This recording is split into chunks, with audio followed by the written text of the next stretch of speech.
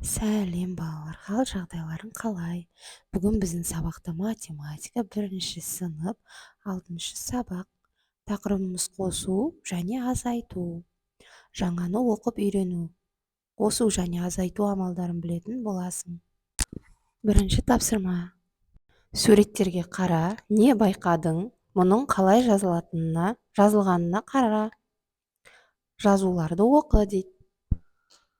Бірінші суретте екі бала тұр, баспалдақтың қасында. Ал бір бала есіктен түсіп келе жатыр, баспалдақтан.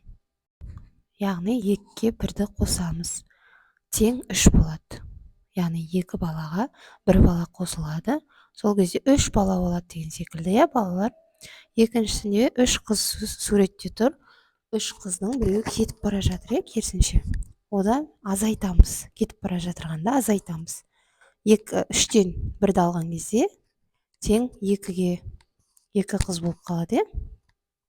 Яғни балалар, біріншісі ер балаларда қосу амалы болса, екінші қыздарда азайту амалы. Екінші тапсырма, суреттер мен оларға берілген жазуларға қара, оларды оқы дейді. Суретте бір бала тұр және бір қыз бала мен ер бала келе жатыр. Яғни бұнда 1-ге 2-ні қосамыз, сол кезде 3 саны шығады. Екінші суретте керісінше бір бала тұр, 2 бала кетіп бара жатыр. Яғни 3-тен 2-ні аламыз, азайтамыз, тең болады 1 шығады. Яғни бірінші суретте қоссақ, екінші суретте азайттық. Есіңде сақта дейді. Бірінші суретте 2 қызыл нүкте берілген. 2 қызыл нүкте берілген, яғни 2-ге көк нүктен 1-ді қосамыз деген. Қосылғыштардың, яғни қосынды болады. Қосылғышқа қосылғышты қоссақ, қосынды болады.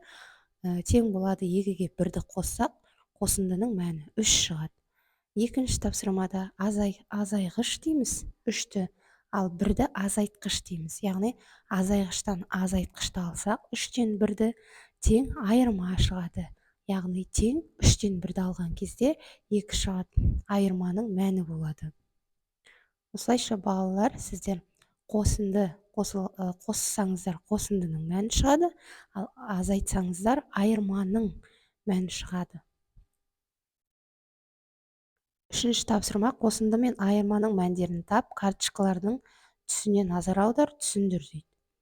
Біріншіде қосылғышымыз 2 берілген, қызылмен көрсетіліп тұр. 2-ге 1-ді қоссақ, қосындының мәні 3 болады.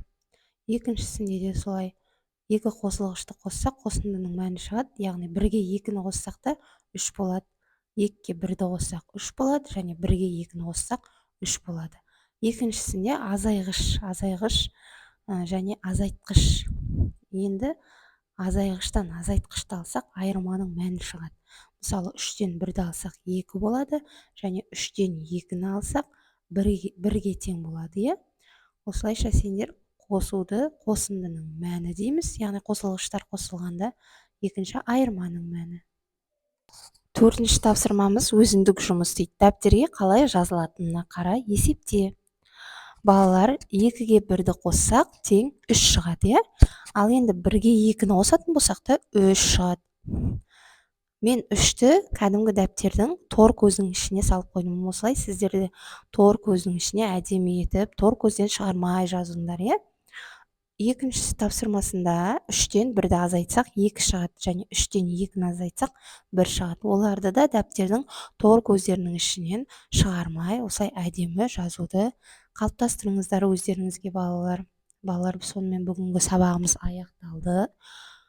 Сабақ ұнаса лайк басып, каналыма тіркеліп қойыңыздар балалар. Сау болыңыздар балалар.